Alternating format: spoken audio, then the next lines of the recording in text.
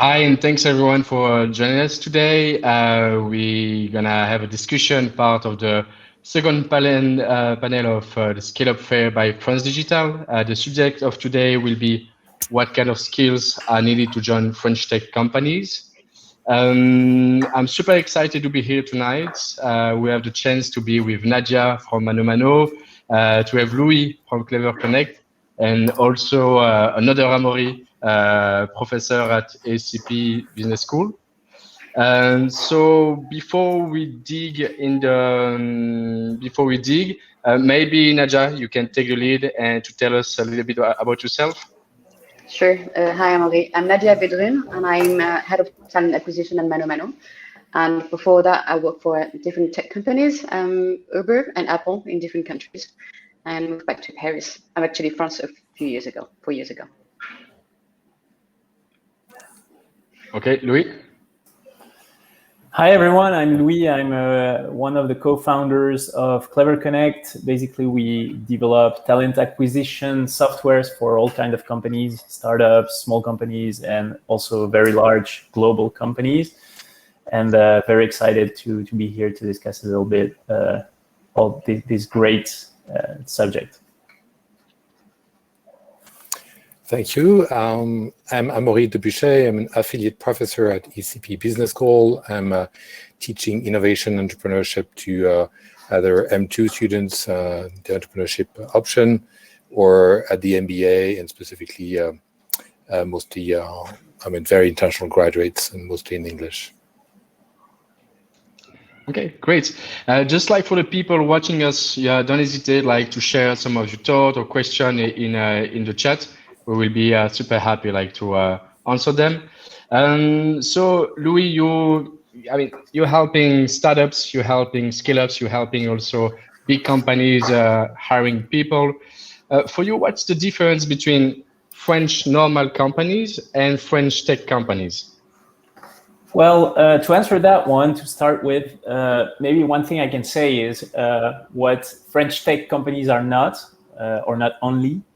They're not only like nice people gathering together, putting pictures on social network and doing skateboard or football. That's really something you should put out of your mind. I mean, some companies do play football and drink beers at the end of the day. But I think the main thing that is really relevant for French tech companies and is similar to all companies is speed. Basically, what French tech companies are trying to do is achieve in 5 years what most companies will achieve in 20 or 25 or even 30 years, right?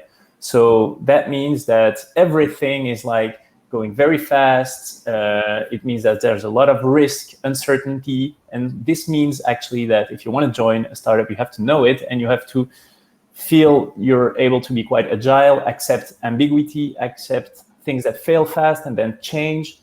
Basically, that's how I would explain this.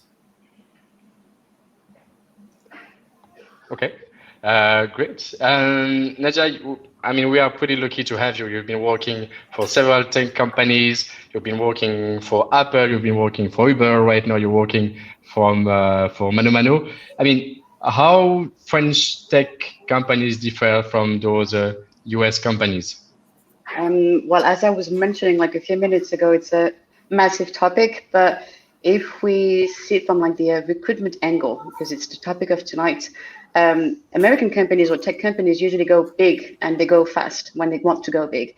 And it starts with recruitment. And I think they do understand more than any French tech company the importance of recruiting the right people and in a really fast way. And to do so, I think they are much more advanced when it comes to diversity and inclusion. The way they recruit as well is more based on potential competencies, which makes the companies grow even faster, because I think in a lot of companies, you tend to hire people that, similar to you. And the more similar they are to you, well, the impact is going to be a bit different. So when you hire someone with different visions or ideas, the company is going to get more creative and innovative at the same time. So I think it comes down to, the way they recruit and the efforts they put in, having the right recruiters as well. I was discussing a few weeks ago on a different webinar the importance of like having like a strong talent acquisition team with strong senior recruiters and sources, and it makes a difference when you want to go big and fast. Okay. Louis, like, what do you think about that? Because you have like plenty of clients. How do you agree with what Nadia just said? Yeah, I think I definitely agree. Yes. I have to say that I do agree. We're of course a French company, but we actually work with US clients, and I have to say that they're basically more open to innovation and let's say an innovative spirit about hiring. They're, as Nadia said, they're basically advanced in identifying potential and not only what's written on the CV, identifying people that have something to bring to the company, even if they have to learn it. So I think definitely they are. And you just have to take a look at all the tools they use, all the experience they have in adding technology in their processes. I think American companies are way advanced on this. Okay. Okay, and Amaury, like you've been giving to people skills to bring values. To bring values to the next professional challenge, and your student works for many different sectors. What are the plus to work for French tech companies? It would be a little bit general for startups and scale-ups, and then probably focus more on the French ones. Generally, obviously, all the opportunities that are given when joining a scale-up and a startup are huge because because of the growth, because of the internationalization. Obviously, you will want to go in different countries, and this is something that a lot of students want and are interested in. So a lot of them want to join a startup for that reason. But there's another reason as well they want to join in, is that for many startups and or incubator at Blue Factory at ESCP did recently like a study with the BCG as part of La Boussole, and 68% of the startups that were interrogated said that having different measures of success than just sales and revenues and everything was important for them. And they quoted four: one being obviously innovation, being innovative, something that a lot of people want to do as startups, but also students want to join that. Societal impact and impact generally. Having a responsive government, so responsible government is also an important part, and obviously financial results. So a lot of students want to join a company that is not there only for the money, and that is having sense, bringing sense, and making an impact, etc. So this is why they want to join startups also, is because this element is a lot more important, at least they perceive it as being more important in startups. And this is something I think where in French startups, it was probably even better. And the French impact scene and the tech for good, etc., is really a booming trend. And I haven't seen the same in the US, for example. So, okay. What do you think about that, Nadia? I think the mic is muted. I think muted, yeah. The phone is ringing on the side. I'm not on my own. Sorry for that. The joyness of being remote. I do agree exactly with Amaury just said. Just like so changing, like so evolving so quickly. People are not looking for what we used to look for 15, 20 years ago. We're working on sustainability as well at ManoMano. It's one of the main topics we're working on right now. Diversity and inclusion as well. And I think what they're looking for now is just like, are we adapting to the way the business is going and the market, but where I want to be as well. I want to be comfortable where I'm going to be.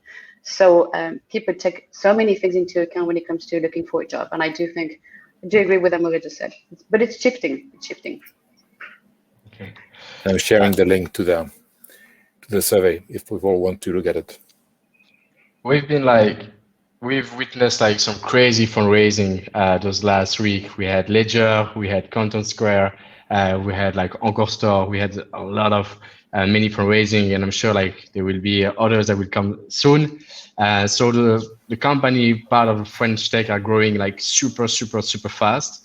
Amaury, do you think like those like fast changing technologies really requiring soon to be obsolete technical skills? I'm not sure if the question maybe been wrongly asked. So if you can repeat the way you understood it, that would be no, it's fine. It's fine. It's a growing trend. Obviously, we are part of a higher education system with that is very complex, but also very structured. And obviously, skills is part of that knowledge, skills and attitudes. But you've heard about that. There's a Dublin agenda and everything.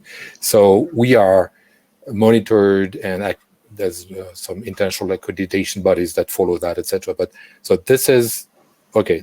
This is covered, and we deal with that perfectly, etc. But what we want to offer the students that we have in class, etc., we want them to champion uniqueness over conformity, right?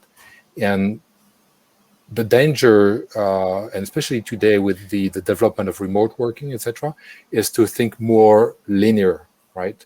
Whether ambiguity and complexity are all the more important. So you have to step back, look at the global context, and therefore, obviously, be able to apply all the linear methods and tools and skills that you've gathered. So we tend to answer the skills issue and deal with that and just train them how to do so, but also problem solving and all that kind of complexity analysis, etc., is something that we help them, and we believe this, and obviously also with creativity and everything, is something that is going to be there for a long time, right?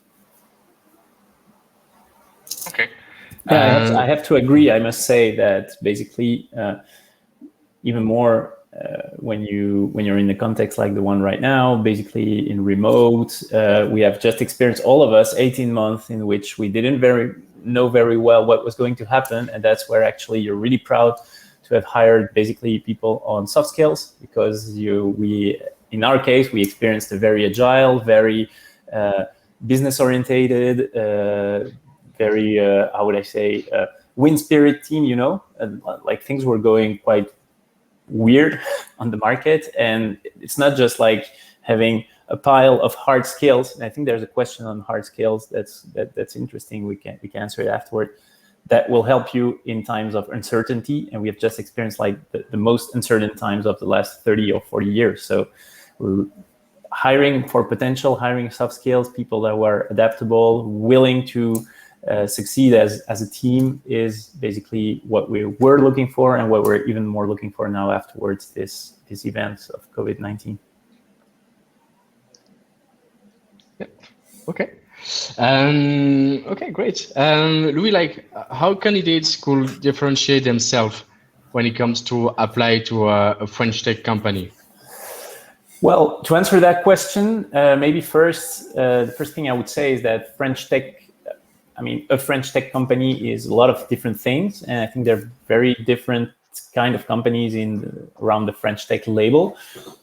They're not all the same. Basically, you have, let's say, B2B companies, and on the other side, B2C companies, even C2C companies. Sometimes the skills required, the whole skill sets that you need, and even the cultural mindset, let's say, that you need for those companies, not the same. You can also have different things about, for instance, if you go to a deep tech company that's really like an engineering company who sells like innovations that are not very accessible to normal people, let's say. On the other side, you have other companies that build usage innovations, which are not so complicated on a technological level, but still very innovative, and you're like selling a usage. It's quite different. That's the first thing. So if you want to work in a French tech company, take a look at what you prefer. Are you more does your skill set make you go to a B2B company or rather a B2C, etc.? And then one very important thing, and I'll get back to the question of Michaela, is the stage of development of that startup. I think that's really something, if you guys here are going to look for a job in a startup, really take that into consideration. It's not the same at all if you're an early stage company who has just started like 6 months ago and is looking for its market. They're just on their go-to-market phase. Or if you're on the second stage, which is you start having clients, maybe you're looking for your first fundraising, and even more afterwards when you're scaling up and going fundraising after fundraising. Basically, and this could take hours discussing, but I think early stage startups will be looking for their very first employees. So it's like putting all their money on a few people, and they need to be very versatile, be able to do a lot of different things, very problem solving. Today, there's a new problem, let's fix it in the same day.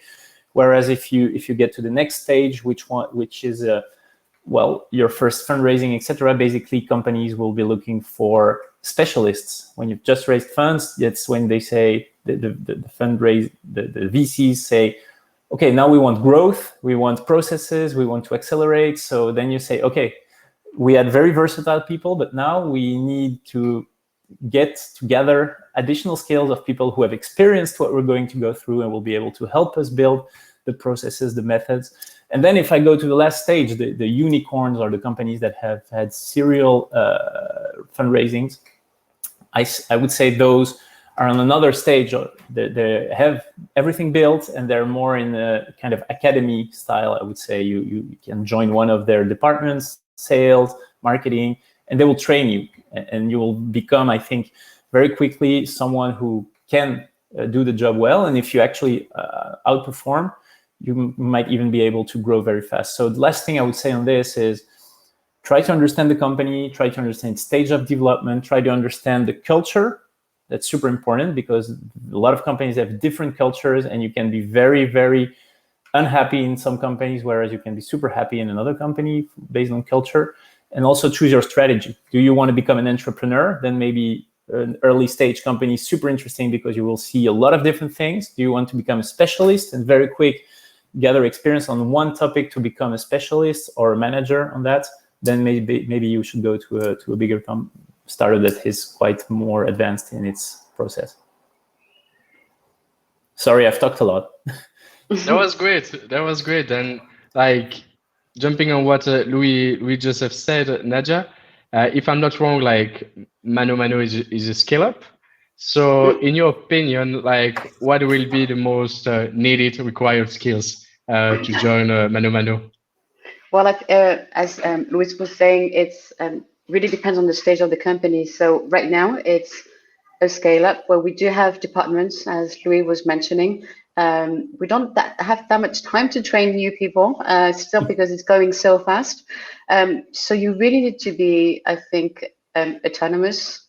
You need to be able to deal with ambiguity at whatever your level of experience, because everything is changing on a daily basis. Like the vision, everything, the targets, you have to adapt to new situations on a daily basis. Like you don't even know what's going to happen tomorrow.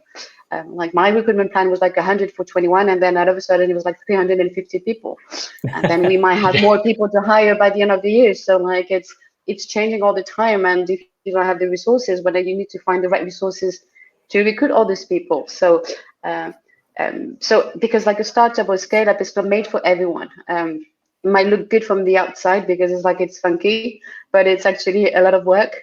And yes, you need to be super structured. You need to be, especially in times of like remote and confinement, especially for the more junior ones, because you're going to be at home on your own, and you need to be organized yourself.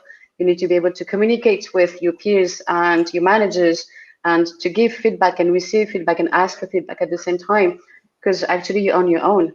There's like so many things you need to be able to, but you have to have the passion, and the passion comes from the company you're working for, the product. Are you like passionate by what the funders, their vision, And Louis again was, because he talked a lot and it was actually really interesting. He mentioned the culture, and you need to be able to test the culture of the company before joining it, because if you want to give everything to a startup or scale up, you need to embrace the culture of the company, to go with the flow and be able to, keep the rhythm as well, because it's a lot of work.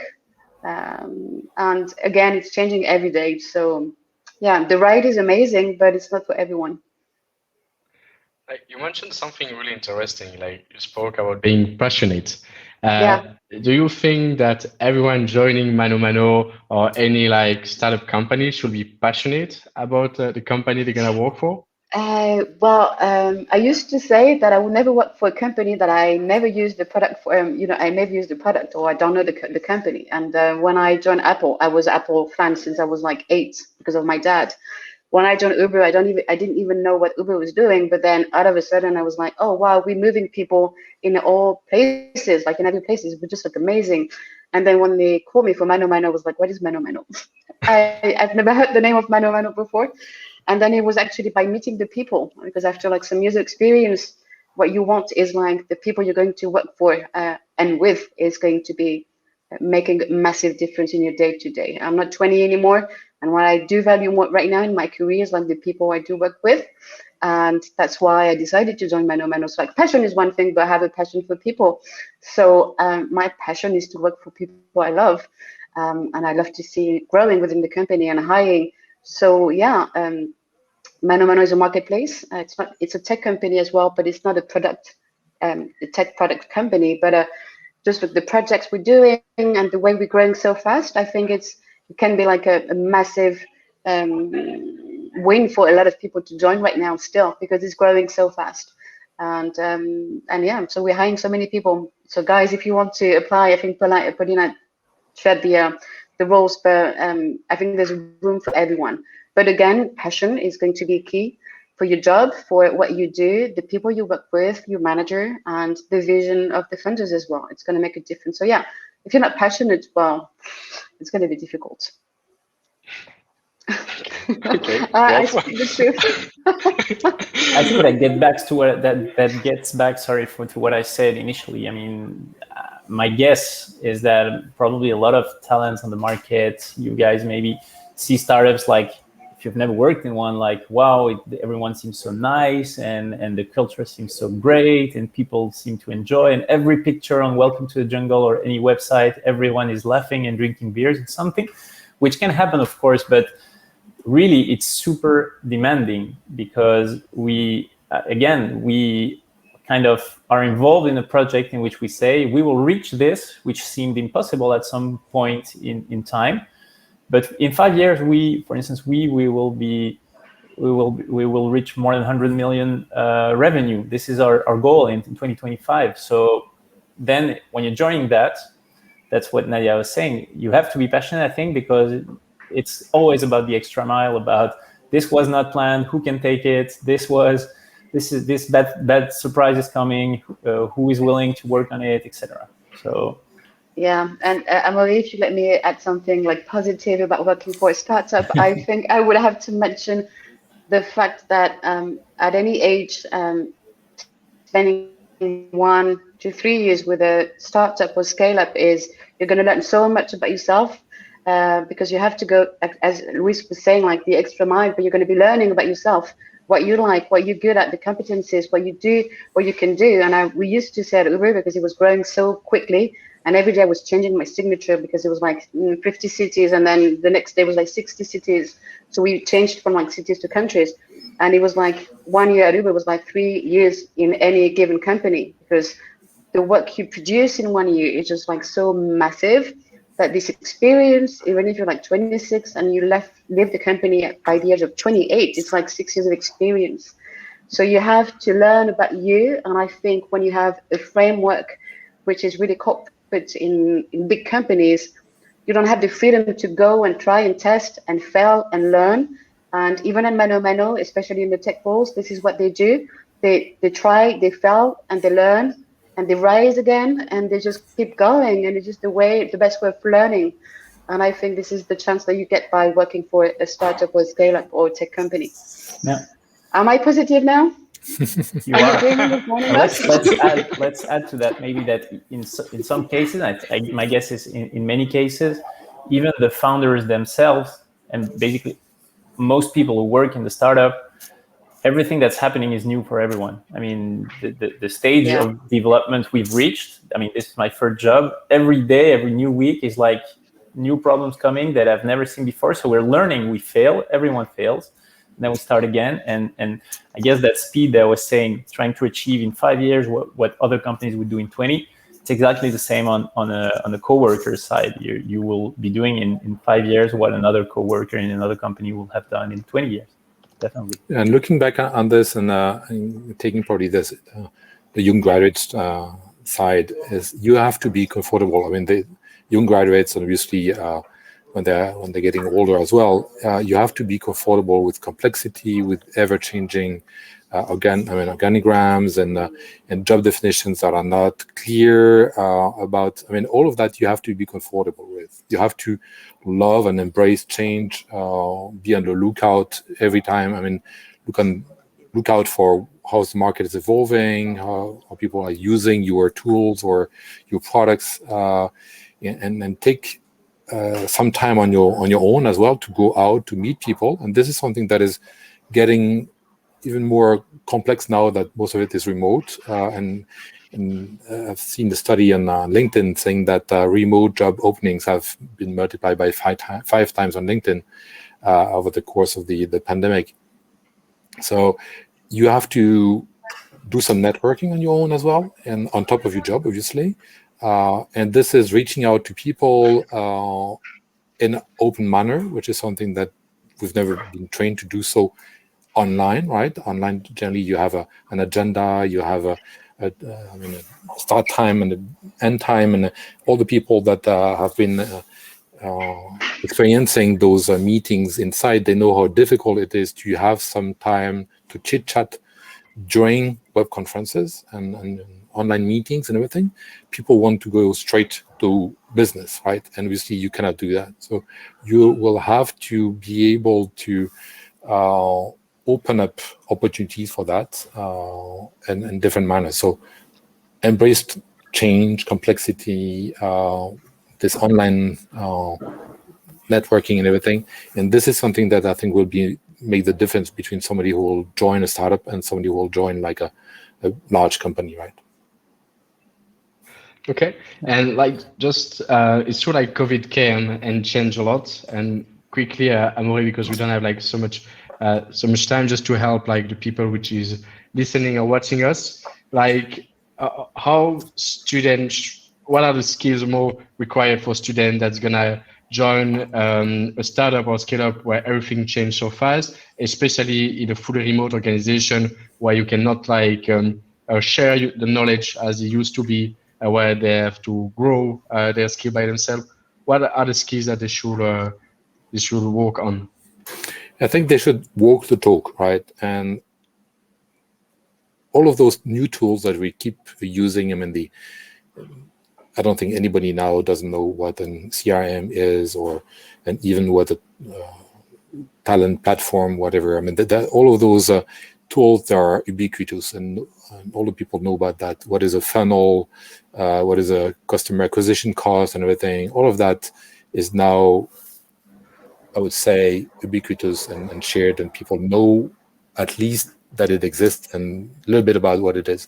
But people should walk the talk and really engage in actually developing a website, practicing with Salesforce or HubSpot, or doing an advertising campaign on Facebook, or taking part into the Amazon challenge, and all of those opportunities to actually put your hands into the tools and do it. Even if you have high expectations and you want to grow as a manager, director, etc., you still have to do this. Not only to be able to understand and manage it, but also because even if those are going to change, and obviously HubSpot now will not be the HubSpot in 2 years, but you have to understand the structure, the architecture, the logic, the philosophy that is behind that. And this is something that you only get by practicing it. a few years back, I remember myself looking at the blogs on Web 2.0, etc., and I started a blog. Actually, I just jumped and I'm taking lessons at Growth Tribe, French startup, and I registered myself for a 10 or 12 weeks extensive program on growth hacking this summer, from starting next week and 10 days from now until the mid of September. So you have to do this, and there's not only reading about this and everything, and ultimately it will probably be like a certificate or a badge on your LinkedIn account. But this is something that will make the difference, because this is the extra mile and that you will have done, and that will, I think, and this is something probably Nadia and Louis can tell us about that, but somebody who is able to demonstrate that he's done this really, and especially on his own time, will demonstrate his motivation and commitment on being constantly learning. Yeah, so that like student needs to be more autonomous and to learn more things by themselves as he used to be. Definitely, but really not only reading articles, right? It's actually using it. Okay. We have just one question from the audience. What is your expectation in terms of French language for talent from outside of France, and what's the appetite in France to hire such talents? Maybe Nadia, you can answer that, and after we let everyone go. Yeah, we don't need French anymore, so apply. I mean, we need French speakers. We need French people to learn and speak English, actually. So no, you're actually really welcome. So yeah. That's great. Yeah, it's true with that. More and more companies now are the main language of most of those French companies are English. And I want to add on that, because I mean, I teach a lot to MBA students, and they come from all over the world, and they don't speak French, right? So they'll be very happy to know about that, especially since if you want to join a French company or even an international consulting firm, you will have to speak French because their customers are French, or etc. So again, big opportunity to jump in for startups and scale-ups. Okay. And like everyone, what could be like the one advice you could give to a student or young graduate looking for a job? Louis, what do you think about one advice? Well, I've already given a piece of advice. So that was like, try to understand the culture, try to understand where the company stands in its development. So what might be their next challenges, and what will they be looking for? And if you understand their culture, if you understand their needs, then try to see if you match. Don't try to be an imposter. I mean, if you don't match, you will just be unhappy, I think, in the challenges that the company has. But if you do, then you can start having an open discussion with the person you will meet in that startup about how you can fit there inside that.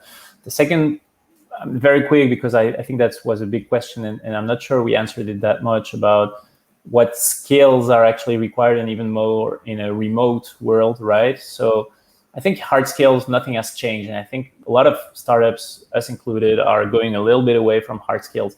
Of course, if you want a developer super experienced in something, you will be looking for the hard skills. You will be looking for experience on top management. But for the rest, I mean, I think all of us startups are quite open at saying that the most important thing, and even more in a remote world, is people being autonomous, being business-driven, being efficient, wanting to solve problems, be able to adapt, also be quite flexible. Those are really the skills that we're looking for, I would say. And the number one advice, if you work in a company, and if you're applying to a company in this remote world, show that you're responsible, that you're someone who can be accountable for what you will be given. Because as we're everywhere in the world, so sitting somewhere and working the same teams, but without having the opportunity to discuss, I'm really focusing a lot on making sure that everyone will be accountable for his part, so it doesn't stop all the others who are expecting him to do his job. So being accountable and responsible in the job is super important. Okay, great. I don't know, Nadia or Amaury, if you want to add anything. I know that we are already 5 minutes late, but if you want to say anything, that's the moment. Yeah. Going to share a quick link on another survey that you might want to look at on flexible jobs and everything. I'm a big fan of learning from data and taking decisions based on data. So you need that kind of data, and the service on LinkedIn and this one from Microsoft is a good place to start.